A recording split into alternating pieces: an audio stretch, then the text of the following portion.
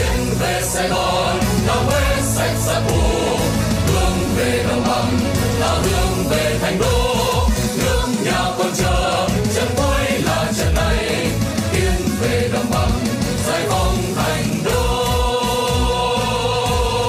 Tại trong muôn ánh sao vàng rừng cờ tung bay, rộn ràng và mê say những bước chân dồn về đây.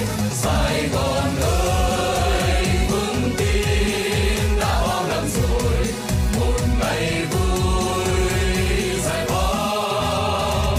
Ta về quê khi anh bình minh đang hé sang chân trời, ta về quê khi lũ ngoài sông hoa khói tơi bời trên đường quê.